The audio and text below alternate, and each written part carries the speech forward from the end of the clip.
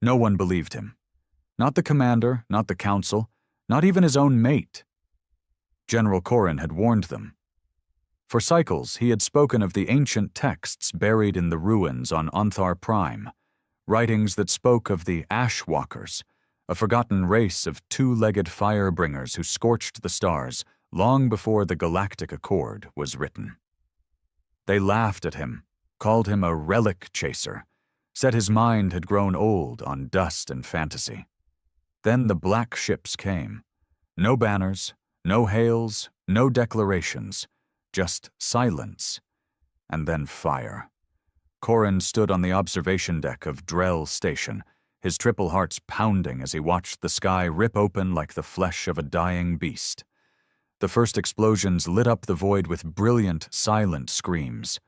Hulls split, fire blossomed in the cold, and the station shook under the impact of a single kinetic strike that passed through two defensive rings like they were vapor. He didn't say, "I told you so."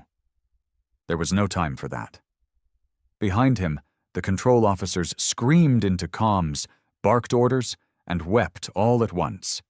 The shield wall flickered and cracked under pressure that shouldn't exist. Not from any species still known. These weren't pirates. This wasn't rebellion. This was methodical. It was brutal. It was human. He knew it the moment the fleet's profile appeared in the war console. Not from shape or engine type, but from the pattern. Straight, tight formations, aggressive push through heavy zones, no pause, no retreat. A voice broke through the madness, trembling. "Sir, we have a transmission." Corrin turned. "Play it." A second passed.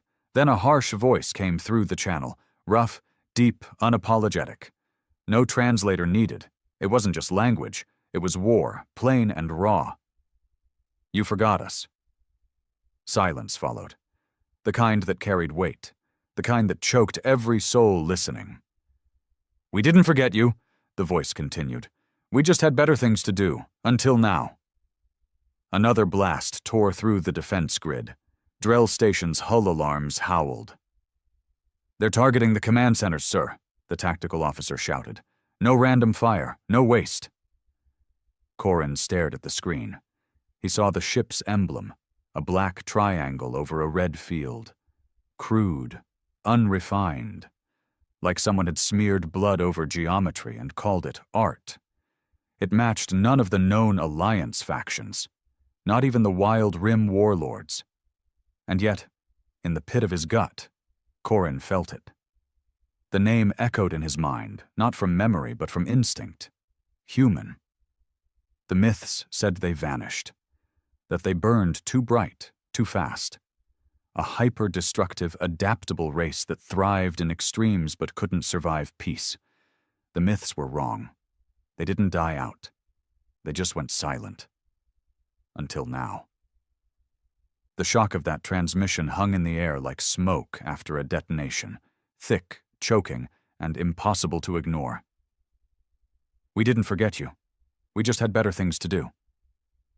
The words hadn't been aimed at anyone specifically, but to Corrin, they felt personal, like a blade pressed to his throat by an enemy he'd only read about in whispered legends.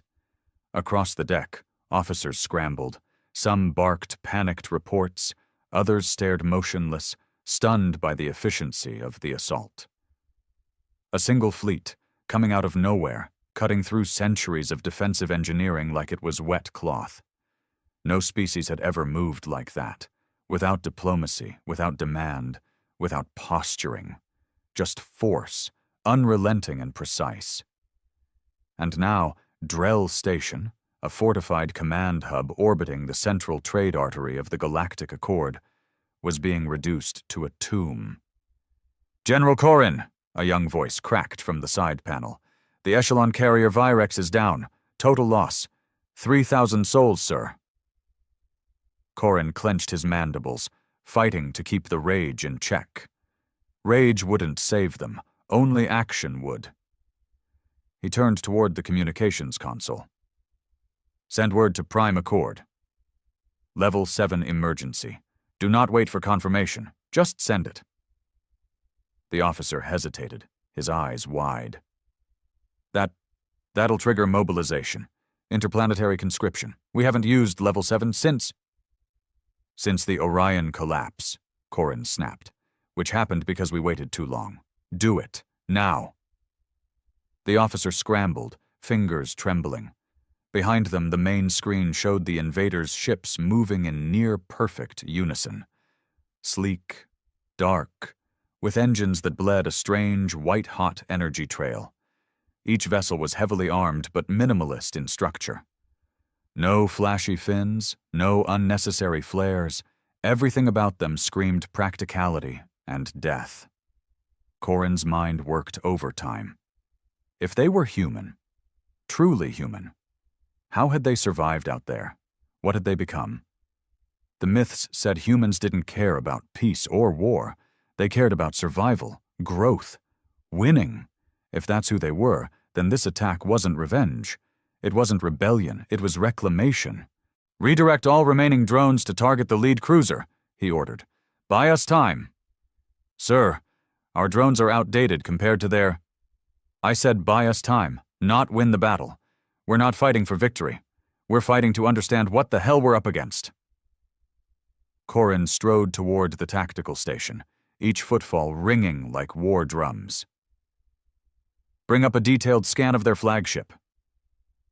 The screen shifted. There it was. The largest of the invading ships, at least 4 times the size of anything they'd deployed so far. Its hull bore deep gouges, likely scars from other battles. Old ones. It had fought before, many times, and won. "No active shields detected," the officer said. "Their armor seems kinetic resistant. Our plasma rounds are barely scorching them." "Who uses raw armor anymore?" someone muttered. "That's primitive." Corrin's eyes narrowed. Number that's confidence. They didn't need shields. They expected to take hits. They expected to outlast. A sudden screech cut through the comms. Static, garbled speech, and then, "Drell Station, this is Commander Grant of the ISS Helldiver. You are now under observation by United Human Systems. Cease hostile action and surrender." The voice was different from the first. Calm. Cold. Calculated. It wasn't a demand. It was a sentence. And it sounded like someone who'd said those words 1,000 times. Corrin stepped forward, his mandibles twitching. "This is General Corrin of Drell Station, Galactic Accord Sector 17. Identify your fleet and explain your presence immediately." A long pause, then static again. "You wouldn't believe us." "Try me," Corrin growled. Another beat. Then Commander Grant's voice returned, this time tinged with something dark. Not mockery. Certainty. "We're what's left of the old war. The part of humanity you erased from your records. The part you tried to forget because we didn't fit your accord. We didn't evolve into something docile. We didn't compromise. We disappeared because we refused peace. Now we're back, and you're standing on our soil." The line went dead. No threats, no countdown. Just the facts, laid out like an executioner's blade. Corrin's body stiffened. "Initiate full-spectrum scan across historical archives. I want everything on the old war, all references to pre-accord human factions. Now." A low murmur spread through the bridge. They were piecing it together. Myths were no longer myths. The Ashwalkers weren't metaphor. They were real, and they had teeth. Miles below the station, on the surface of Audran 5, Defense Commander Kellen watched the skies ignite from the planetary command bunker. He couldn't see the enemy ships clearly, but he didn't need to. The explosions were visible even in daylight. Faint blue streaks traced through the clouds, remnants of orbital kinetic bombardment. Kellen turned to his second-in-command, a grim-faced veteran named Horvek. "They're not probing us," Kellen muttered. "They're dissecting us." Horvek nodded slowly. "Every move's been surgical. They're not trying to dominate us. They're deleting us." Kellen rubbed his eyes. He hadn't slept in 2 days, and the adrenaline was burning out, but he didn't dare rest. "We need eyes inside that fleet," he said. "I don't care what it takes. Get me someone who can get close enough to see how they think." Horvek hesitated. There might be one option. A smuggler, goes by Arden, worked the rim routes for years, claims to have seen ghost ships before, swears they were human. Everyone thought he was crazy. Where is he now? In custody, drunk and yelling at a wall on cell block 6. Kellen's lips curled into a humorless smile. Perfect. Bring him. Meanwhile, aboard the ISS Helldiver, Commander Grant watched the Accord's response patterns like a wolf watching sheep learn to run. "They're slow," said Lieutenant Marlowe, reading the data. "Still stuck in bureaucratic protocol. We've hit 3 stations, 6 patrols, and 2 orbital cannons. Minimal adaptation." "They never fought a real war," Grant said quietly. "Not like us. They signed treaties, let other species wrap them in rules, became soft. We didn't." He rose from his command chair and approached the window. Beyond the glass, the starfield was alive with wreckage and fire. Beautiful. Honest. Behind him, a voice spoke. "We've intercepted another Accord message. Full mobilization order. Level 7. They're scared." "They should be." Grant turned. "Patch me to the fleet." A green light blinked. "This is Grant.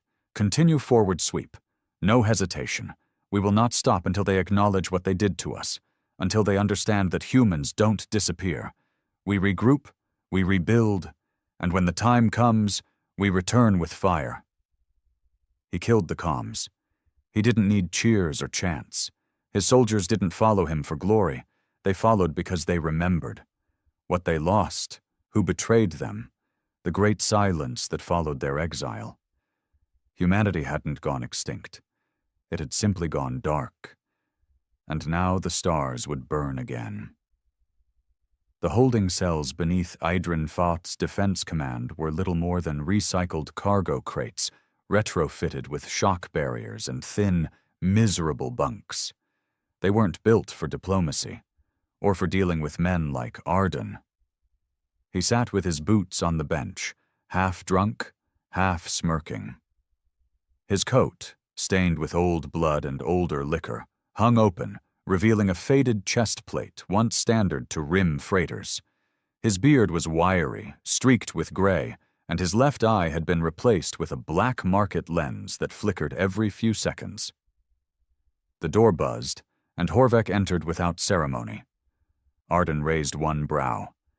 "Well, well, if it isn't the stormtrooper-in-chief, come to kick my teeth in or just insult my heritage." Horvek didn't answer. He threw a data pad into Arden's lap. The smuggler blinked at it, then frowned.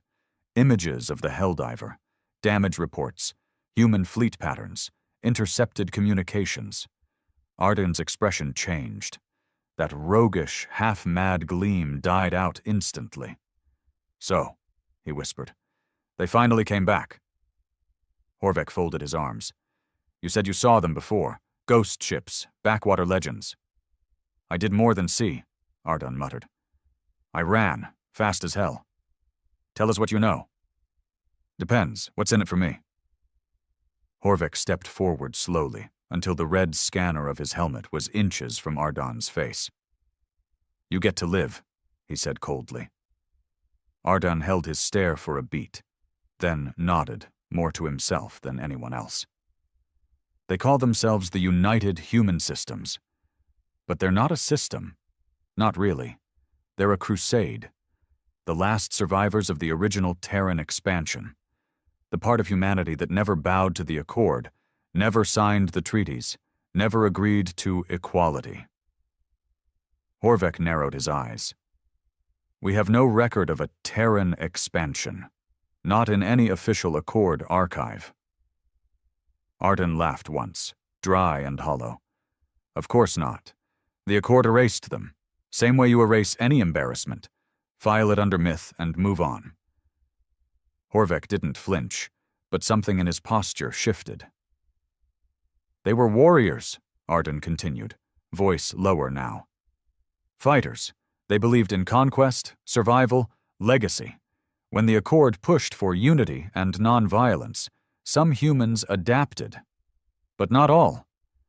The ones who refused to compromise, they vanished into deep space. And they built this fleet? Horvek asked. They didn't build it. They stole it. Piece by piece, system by system.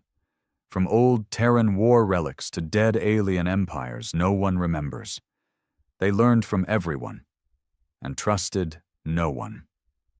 You know what I saw when I ran into them? What? A crew that bled their own captains to avoid surrender. Soldiers who injected themselves with combat serums banned even in rim space. And a ship AI that asked me not for a password, but for a confession. Horvek's jaw tightened. You're lying. I wish I was, Ardan said grimly. Back aboard the ISS Helldiver, Commander Grant stood in the cryo-chamber bay, staring at the rows of pods that lined the walls, silent, cold coffins of the first-gen Terran elite soldiers. Veterans of the Exodus War. Kept alive, kept frozen, waiting for orders that never came. Until now. Behind him a voice entered quietly. It was Dr. Urek, pale, gaunt, and precise. They're waking slower than expected, he said. How long? Grant asked. 3 cycles, give or take. Some of their neural interfaces were degraded. Memory rot. We may lose a few. Grant turned. We only need a few.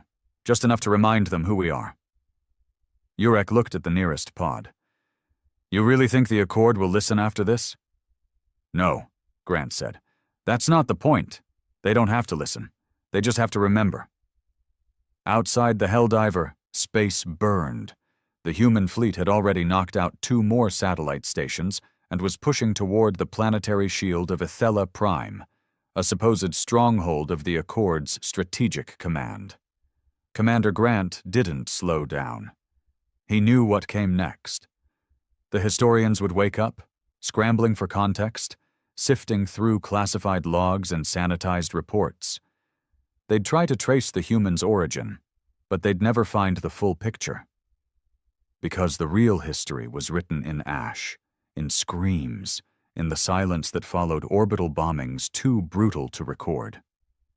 At the Accord's central nexus, buried beneath layers of bureaucracy and polished silver towers, Archivist Darrell was shaking. He'd uncovered a report marked Phantom Directive, Red Clearance Only. It had taken him half his career to even know such a label existed. The document was incomplete, riddled with censorship lines and erased timestamps. But one phrase kept coming back, over and over, burned into the margins in bold red ink. Humanity must not remember what it was. Darrell ran his fingers through his thinning hair and stood, moving toward the head minister's office. He'd never gone above Level 4 protocol before. This was suicide. But he had to speak. He had to tell someone that the Accord wasn't under attack by a forgotten race. It was being punished by one. In the war room of Adran Vafav, General Korin stood before a 3D projection of human fleet maneuvers. He had been silent for nearly a full cycle, watching, calculating. Beside him, Defense Commander Kellin had returned with new data. Intercepted internal comm logs from the Helldiver. One word keeps coming up. Reckoning.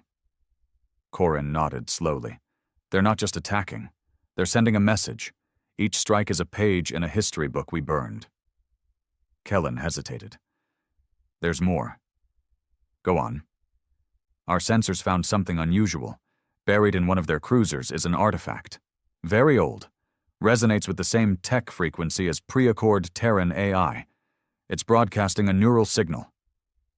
Korin turned fully, eyes wide. To what? We don't know. Nothing local, but it's transmitting into deep space. Korin took a long breath. They're calling others. Kellin didn't answer. Korin stepped closer to the holomap. This isn't just a fleet. It's a warning shot. Arden sat alone in his cell, the datapad now glowing softly in the dark. He replayed the voice of Grant again and again. You forgot us. He hadn't forgotten. He had run because he remembered too well. And deep down, part of him respected them. The Helldiver, the Black Fleet, the way they moved without apology. The Accord had built its empire on compromise and diplomacy. But humans were never made for either. They were made to adapt, to evolve through trauma. And when left alone too long, they didn't fade. They sharpened. Arden looked up at the ceiling.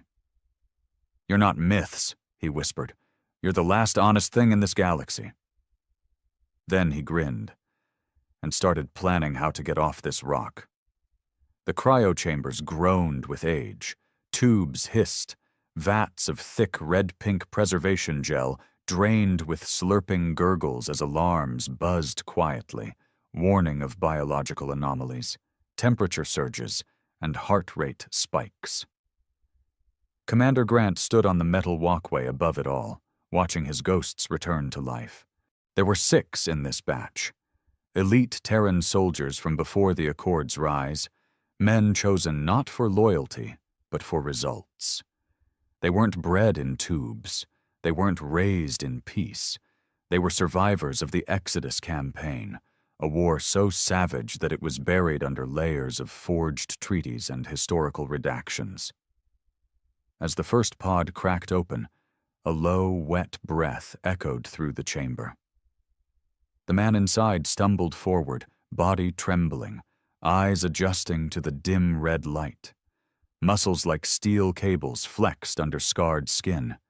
His head was shaved, and a deep wound across his left temple pulsed faintly, like something had tried to regrow, and failed. Name? Grant asked coldly. The soldier looked up. His voice rasped, bone dry. Stryker. Welcome back. Stryker didn't smile. He didn't speak. He looked around the chamber, noted the unfamiliar tech, then locked eyes with Grant. Is it true? He asked. The Accord still exists? Yes, and they erased your name. That lit something in Stryker, a slow curl of fury in his jawline, like a fire rekindling in a long-dead furnace. Grant pointed to the next pod. Your brothers are waking. You'll brief them. You'll lead the first ground incursion. Target, Valdros, Accord City, fortified, symbolic. Why symbolic? Grant's eyes went hard. They built it on old Terran bones. Stryker said nothing. He simply walked toward his awakening team, already stretching, coughing blood and laughing at the same time. All of them bore the same marks, surgical implants, burn scarring, the hardened muscles of those who fought gravity for sport.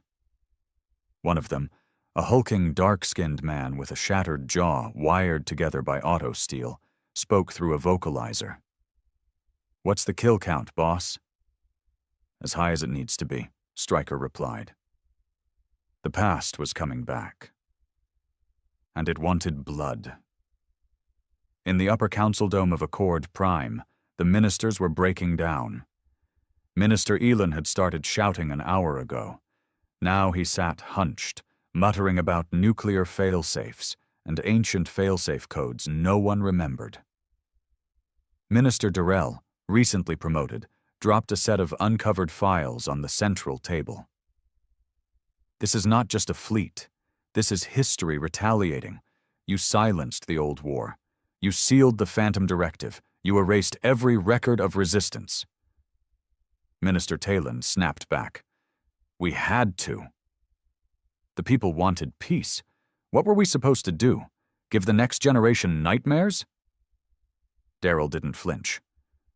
You gave them fantasy, while a legion of real nightmares waited just outside your sanitized walls. A silent alert pinged the council screens. Breaking. Valdros under immediate threat. Human ships entering lower orbit. Ground insertion anticipated. The room fell dead quiet.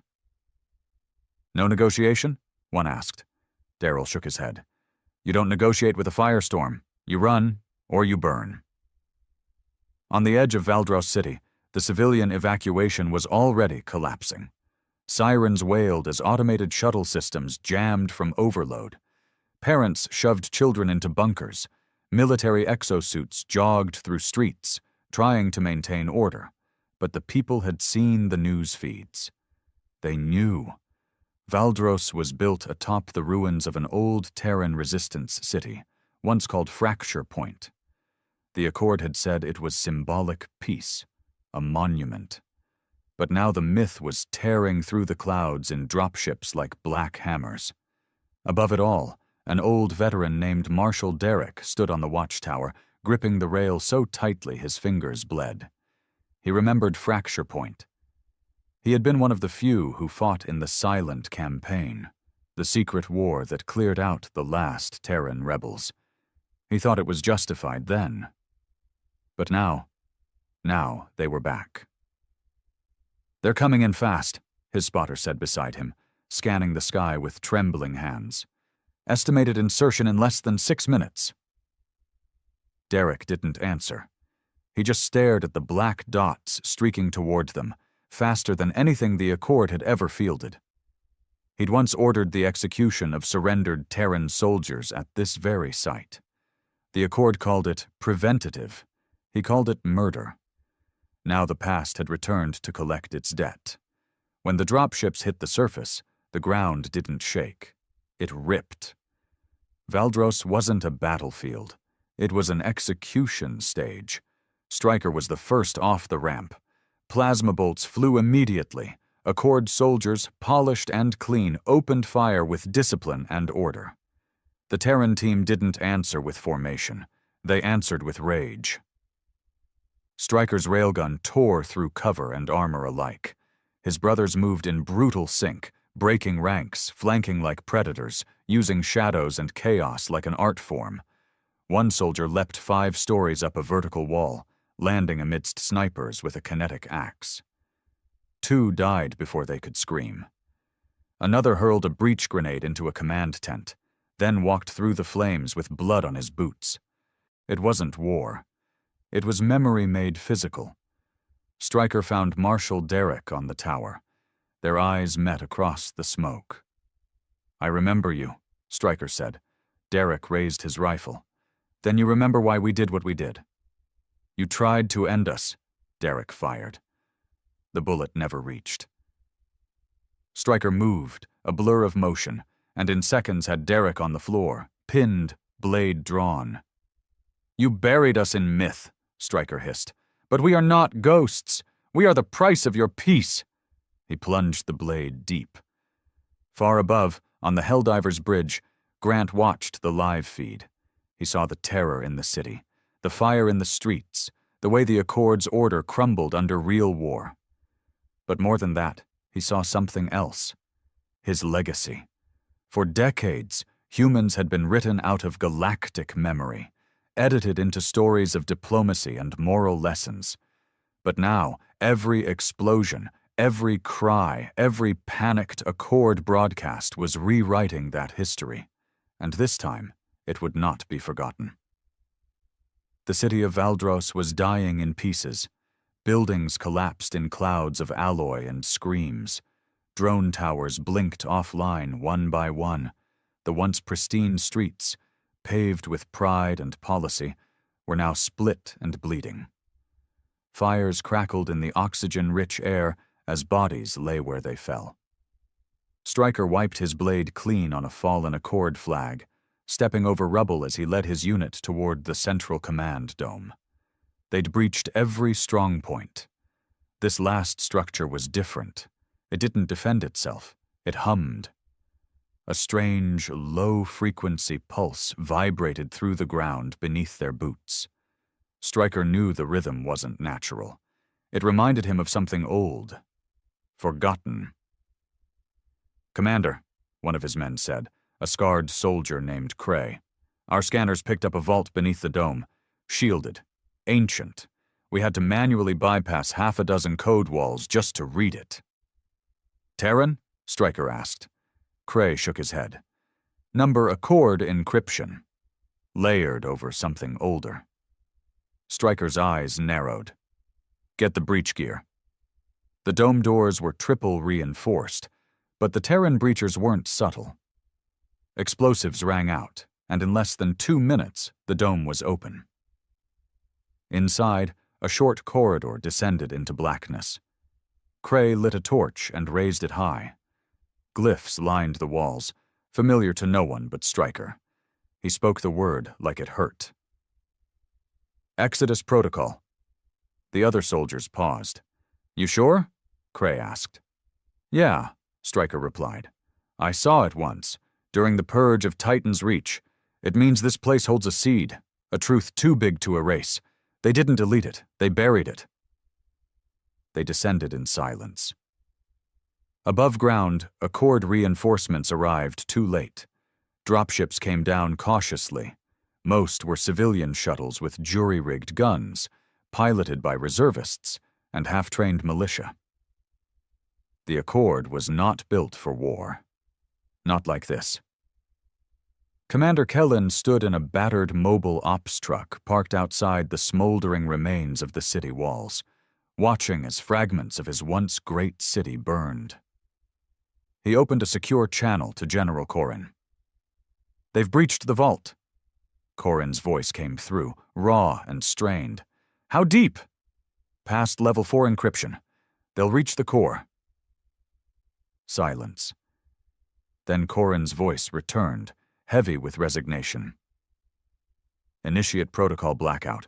If they access what's in that core, this war will turn from history to prophecy. Kellen stared down at the activation key in his hand. Blackout protocol meant wiping the core, erasing the oldest files, even at the risk of causing a fusion overload. I need full authorization, Kellen replied. You have it. Stryker and his men reached the bottom of the vault, where a circular chamber waited, cool, pristine, untouched by war. The pulse was louder now, not just sound, but thought, a hum in the skull. At the center was a data obelisk, 10 feet high, floating, humming, rotating slowly. It bore the Terran seal, an old-world insignia long lost to time, a closed fist around a broken chain. Cray stepped forward, scanner in hand. It's not broadcasting, it's absorbing. Absorbing what? Another asked. Everything, Cray replied. Tactical data, communications, fleet positions, civilian patterns, Accord encryption. It's pulling their world into itself. Stryker stepped close and placed his hand on the obelisk. Instantly, his mind filled with pain. Not memory, history. Images exploded behind his eyes, humans kneeling before Accord tribunals, executions broadcast as necessary peacekeeping, mass relocations of Earth's loyalists, orbital silencing of resistance satellites. It hadn't been negotiation. It had been conquest. The Accord hadn't absorbed humanity into a peaceful coalition. It had neutered them, stripped them of their war-born culture, labeled strength as danger, filed pride as instability, and those who refused to bow were marked for deletion. The voluntary resettlement was a lie. The Great Exodus wasn't humanity leaving the galaxy. It was the Accord kicking them out. And now the exiles had returned to finish the sentence. Stryker's eyes opened. Blood ran from his nose. The obelisk pulsed once, and a hidden panel slid open. Inside was a data shard, pure crystal embedded with AI neural mapping. Cray reached for it. That's when the alarms screamed. Above, Kellen hit the blackout switch. The core vault's stabilizers began to flash red. Stryker felt the air pressure shift. Cray, grab the shard. We're leaving. The team sprinted up the corridor as the obelisk began to glow. Static licked the walls. A low growl of energy built into a scream. By the time they burst into the open air, the vault behind them collapsed inward with a roar that split the earth. Dust mushroomed into the sky. A crater formed where history had once stood, but Stryker was already transmitting the shard's data back to the Helldiver. Grant received it with quiet pride. "Well done," he said. Stryker's voice came over the comms. "They tried to erase us. We just erased their lie." Across the Accord, panic spread. The data fragment, now decrypted by Terran AI, was being leaked through every channel, every unprotected line, every satellite. Civilians saw it. Soldiers saw it. The illusion cracked. People saw the executions, the tribunals, the memory edits. They saw what peace had cost. Riots broke out on Ardanis Prime. Protests surged in Relian spires. Accord soldiers began deserting, unwilling to die for a truth they no longer trusted. On the Helldiver's bridge, Grant watched it unfold. "This is just the beginning," he said. A young officer turned to him. "What now, Commander?" Grant didn't hesitate. "Now we show them what we really are." It started with whispers, not commands, not orders, just the murmuring undercurrent of something breaking. Across the inner systems of the Galactic Accord, sectors once gleaming with the polished control of diplomacy began to flicker with uncertainty. Soldiers stationed in calm zones refused to report for duty. Civilians flooded the net with the leaked data, disbelief turning to fury, then to action. In the heart of one such world, Sirion III, a young military lieutenant named Drex marched into his commanding officer's office and laid his badge on the table. "You're quitting?" the officer asked, jaw tight, voice cold. Drex didn't blink. "Number I'm remembering. And I won't kill for a lie anymore." Others followed. Some were arrested, some vanished. But the fires of rebellion were already lit. The Accord was unraveling, not through force, but through the return of truth. Back on the ISS Helldiver, Commander Grant stood in the tactical vault, reviewing the spread of fractures across Accord space. His officers flanked him. Marlowe, Dr. Urek, Stryker, still marked by the smoke and dust of Valdros. "They're falling faster than expected," Urek noted, tracing the analytics. "No," Grant corrected. "They're remembering faster than expected." Stryker grunted. "You show a man who he really is, and sometimes he'll burn down the world that told him otherwise." "They'll try something desperate," Marlowe added. "We hit Valdros hard. We exposed the vault. But if they still have Central Command intact..." "They'll counterstrike," Grant said. Urek nodded. "Not just with weapons. With legacy." Grant raised an eyebrow. "Explain." "They'll send someone. Someone who believes the Accord is still worth saving. A diplomat. A symbol. Not to sue for peace, but to shame us. To make us the aggressors again." Grant's eyes narrowed. "Then let them come." 2 days later, the envoy ship arrived. It was unarmed. Painted in Accord white, its engines cooled as it approached the Helldiver. It came alone, broadcasting a signal across open channels.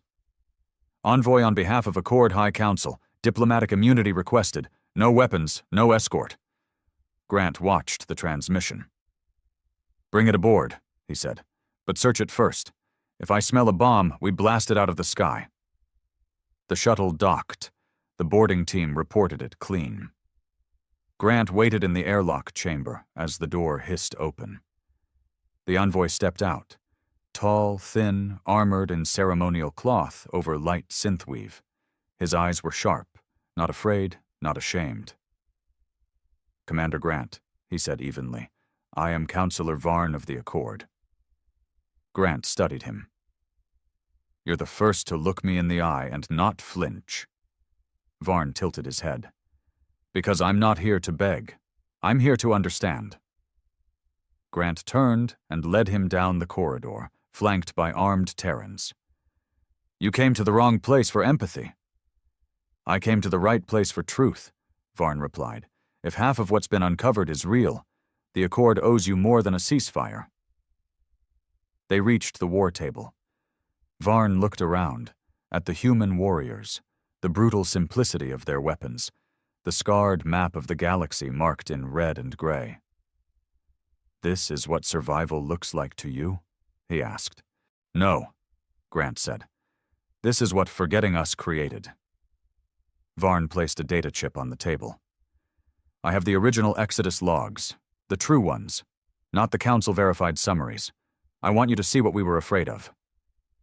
Stryker stepped forward, growling. "We know what you were afraid of, us." Varn didn't blink. "You're wrong. We were afraid of ourselves." Grant took the chip and inserted it into the display. Footage flickered to life. Earth, last era of the pre-Accord age. Not war, not chaos, experiments, black sites, human augmentation, artificial evolution, children bred for pain resistance, neural loops used to suppress empathy, war academies with live-fire death matches. "We were building monsters," Varn said quietly. "Not heroes. The Accord stepped in because we feared we were creating a species that couldn't coexist with anything, not even itself." "No," Stryker muttered. "You feared we'd win, that we'd never stop at coexistence, that we'd rewrite the stars in our image." "Wouldn't you?" Varn asked. Grant stepped between them. "You want to negotiate," he said, "but you brought history, not terms." Varn met his gaze. "Because I want to offer more than terms. I want to offer redemption." That made Grant laugh, cold and sharp. "We were left to die in the void. Our name became myth. And now you want redemption?" "No," Varn said.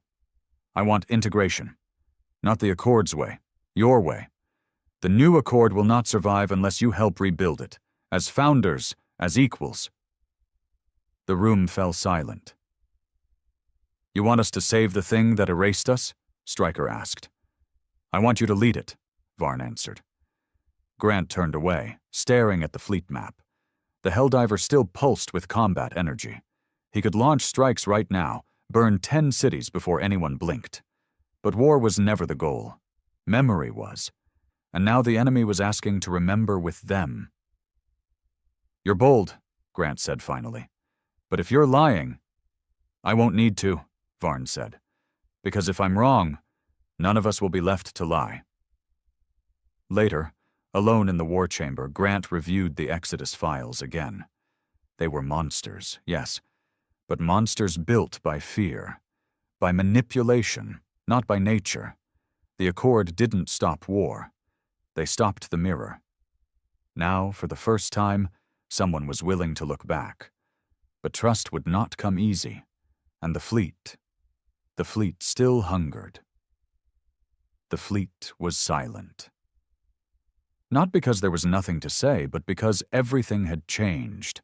The envoy's words had rippled through every rank of the Terran fleet like a shot to the chest. Redemption, integration, lead the Accord. The idea alone was enough to throw steel-hearted veterans into questioning everything they'd fought for. On the Helldiver, Commander Grant stood alone in his quarters, staring at the old insignia pinned to the wall.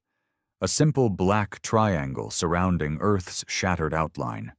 It had been sewn onto every uniform back during the Exodus, a reminder of exile, of rage.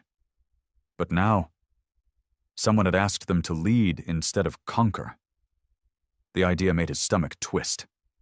A chime interrupted his thoughts. Grant tapped the console. "Yes?" Stryker's voice came through, low and raw. "We need to talk. It's not good." Grant met him in the lower barracks, where the elite were already in full argument. Cray, the team's explosive specialist, had ripped a terminal from the wall in frustration. "This is a trap. They fear us. They always feared us. That's why they locked us out of history. And now we're just supposed to help them fix what they broke?" "They didn't break it," snapped Voyle, one of the ship's deep intel operators. "We did. Every time we slaughtered them without hesitation, every time we raised a city to make a point. They're not asking us to be weak. They're asking us to help them stop making the same mistakes." Cray turned to her. "You were born after the Exodus. You didn't see what they did. And you didn't see the people cheering us in Valdros, Vale shot back. Half of them were ready to join us. That means something. Stryker didn't try to stop them. He looked to Grant. They're splitting, sir. Some want to push through and burn what's left. Some are listening to what Varn said. Grant nodded slowly. What about the civilian sectors we liberated? Confused, Stryker answered. Grateful, but nervous. They want peace. But peace without remembering the cost isn't peace. It's sedation. Another voice spoke up from the shadows. Marlowe, arms crossed. We've been hardwired for vengeance, for legacy. This thing, this integration, is going to test every piece of who we are. We were never meant to govern anything. We were meant to survive. And destroy. That was the truth Grant feared most. Humans were the perfect weapon when abandoned. But now that the war was turning, could they really be something more? Could they forgive? Could they trust? Before he could respond, alarms howled through the ship. Internal security breach. Deck 9. Biovault compromised. Grant snapped into motion. Move! They raced down the corridors, boots thundering on steel. When they reached Deck 9, what they found froze them all. The biovault was open. Inside, a body lay in a pool of blood. It was Dr. Urek. Dead. Throat slashed. Still warm. Cray stepped forward, scanning the data node beside him. Someone copied the entire bioweapon schematic folder, including the prototype nanophage strain we swore to never deploy. Grant's face hardened. Check the logs. Who accessed this? Vielle pulled up the list. Her face went pale. It was Cray. Every weapon in the room turned on the explosives specialist. Cray didn't move. He didn't flinch. They were going soft, he said, voice disturbingly calm. Urek was about to disable the contingency systems. You think I didn't see it? We were one speech away from turning into diplomats. You murdered our own, Stryker growled, stepping forward. And for what? So you could push us back into annihilation? Cray laughed bitterly. You really believe they'll ever accept us? The Accord is built on weakness. You can't negotiate with something that's already decided you're the devil. You stole the nanophage, Grant said, cold. Where is it? I didn't steal it, Cray said. He held up a small device. I released it. For a heartbeat, time froze. Then the alarms changed. Biohazard breach, hull level 2, air circulation contaminated, lockdown in progress. No, Vielle whispered. You fool, Grant roared, lunging forward. He slammed Cray against the vault wall. You just signed our death sentence. It's not for us, Cray gasped through broken teeth. I deployed it on an Accord medical station, one we passed 2 days ago, not military, civilian. It'll hit in less than 20 hours. Why? Stryker shouted. To remind them who we are, Cray said, defiant to the last. The monsters they buried. Grant stepped back, fists clenched. Contain him, he ordered. Quarantine him, lock him down, and if he so much as coughs, flush the chamber. As guards hauled Cray away, Vielle turned to Grant. We can stop the spread. Maybe. But not before the Accord finds out, Stryker added. And when they do, Grant said grimly, Varn's offer is dead. Indeed, it was already unraveling. On Accord Prime, the reports came in. Dozens of civilians falling ill on Station Iron, their flesh collapsing inward, bones liquefying in minutes. All signs pointed to a tailored human bioweapon. Minister Darrell slammed his fist on the council table. They sent us their terms and responded with a massacre. There's no peace to be had. Varn, recently returned from the Helldiver, tried to speak. It wasn't sanctioned. I spoke to Grant myself. Then your precious Grant lost control, Talon spat. They're war machines, Varn. Broken. Now let's finish what we started. Wait, Varn said, desperate. Give me one last channel, one direct line. Why? Because if he's still the man I saw, he'll choose to fix it. Grant stared at the flashing console in his war room. Private channel, Accord encryption, only one person it could be. He tapped it. Varn's face appeared, haunted, furious. You promised, he said. I didn't authorize it, Grant replied. You deployed it from your fleet, Varn hissed. And it hit children, Grant. Children. Grant said nothing for a long time. Then finally, tell me what you want. Call back your fleet. Deliver the antidote. Publicly. Admit what happened. Show us you're not what we buried. Grant leaned forward. And if I don't? Then we burn everything, Varn said. And we make sure no one ever forgets what you became. In the medbay, the nanophage culture flickered under containment. Viel worked furiously, replicating antibodies from legacy Terran strain data. Stryker entered silently. How bad? He asked. Bad, she replied. But not irreversible. If we push it out now, we can save most of the station. Maybe all. And if we delay, we lose everyone, and the Accord comes back with nukes. Stryker looked at her for a long moment, then nodded. Do it. Hours later, the Accord received a broadcast from Grant himself. He appeared without armor, without weapons. Behind him, the Terran medical wing. I am Commander Grant of the United Human Systems. A crime was committed by one of our own, against innocents, against you. He stepped aside. Viel uploaded the antidote across open channels. We are not here to conquer, not anymore. We came to remind you who we were, but today we choose who we will be. He looked into the camera. Don't remember us for the burn. Remember us for the fire we refused to spread. Accord response was hesitant, but Varn pushed the council hard, and slowly, flags lowered. War orders were paused, and the question became real. Could the myth of humanity return? Not as a terror, but as a leader? The war room of the ISS Helldiver had never been so quiet.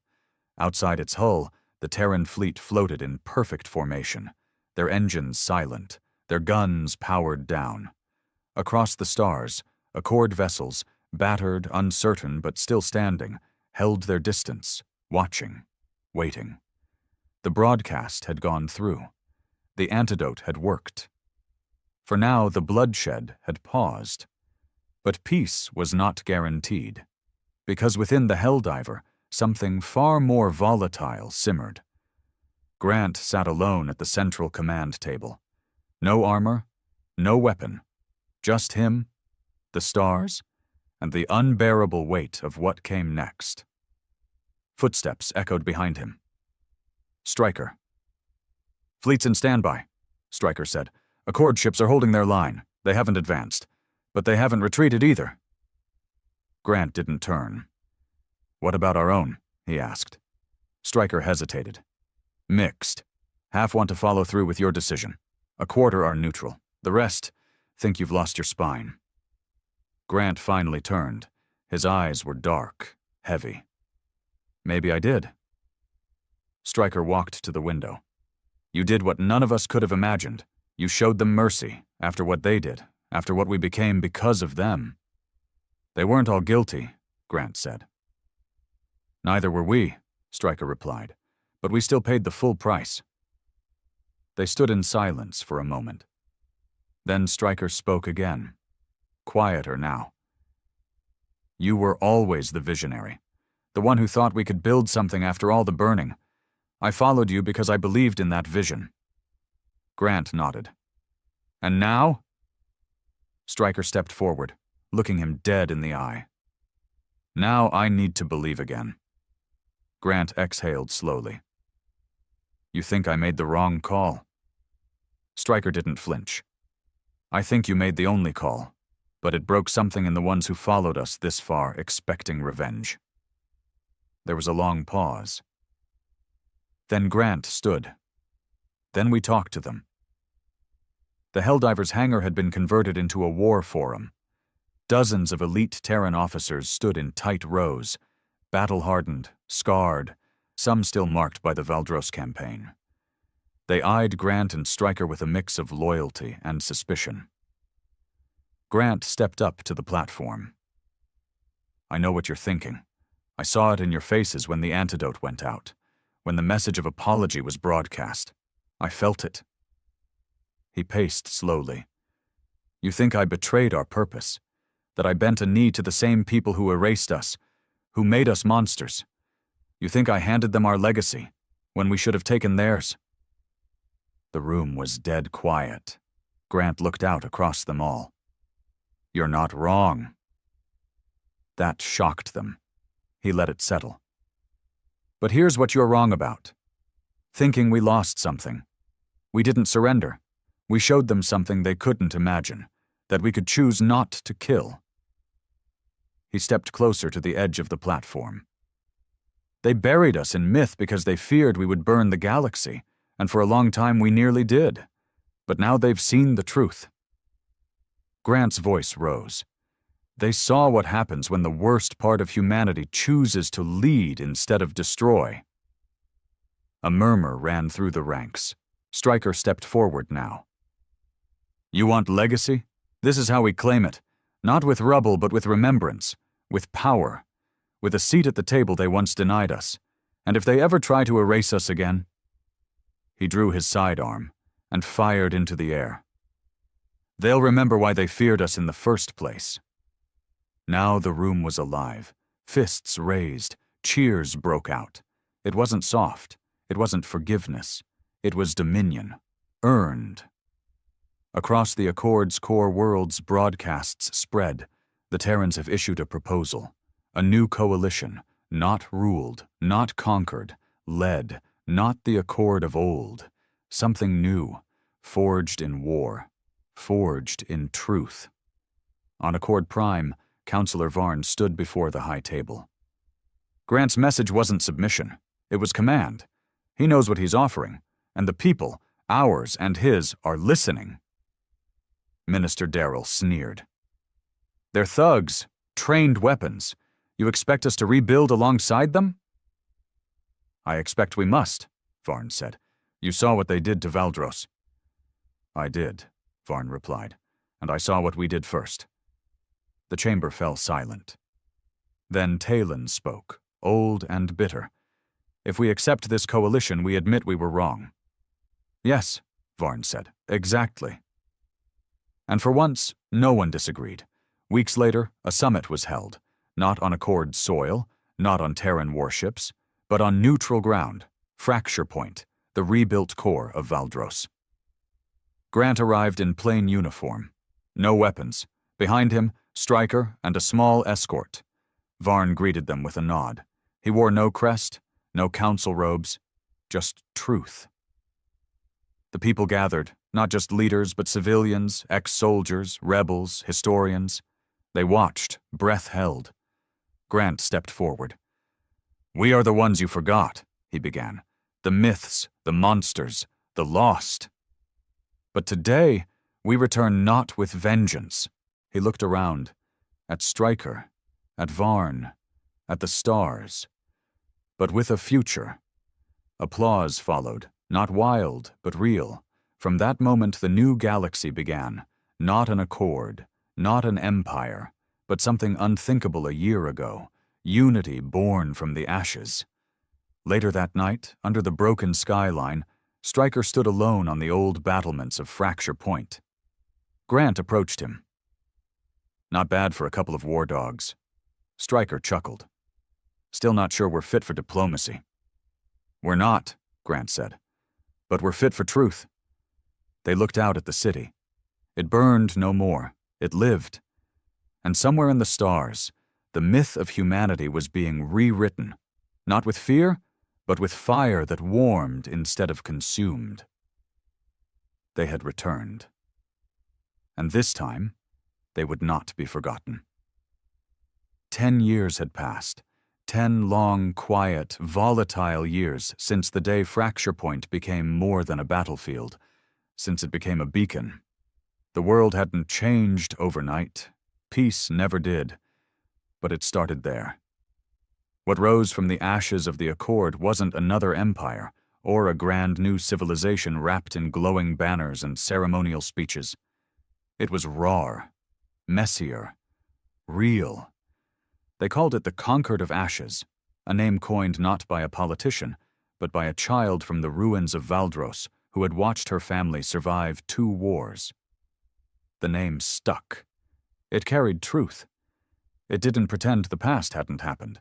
Instead, it wore it like a scar. The Conquered didn't rule. It remembered. Every planet brought its wounds to the table. The Terran exiles, now referred to as the Firstborn, had representatives, not rulers, not warlords, just voices, clear and defiant. The surviving Accord members kept their infrastructure, their science, their order. But they no longer imposed it from above. Instead, everything had to be earned. Grant didn't attend the forums anymore. Not out of arrogance, but necessity. His presence still shook too many rooms. For some, he was a hero. For others, a ghost with too much blood behind his eyes. He lived quietly now.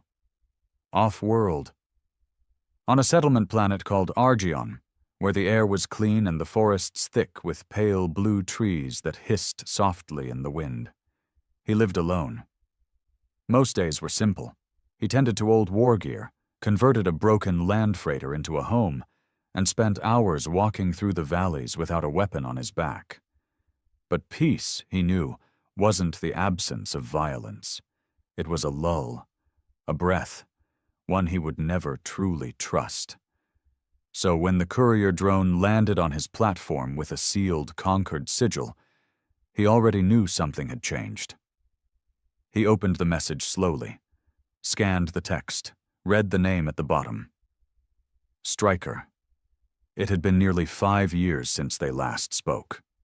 After the Conquered's birth, Stryker had been tasked with a different role, one Grant didn't envy. He had become the keeper of memory, the one responsible for collecting, archiving, and publicly verifying every war crime committed by both the Accord and the Terran exiles. He didn't redact, he didn't justify, he just recorded.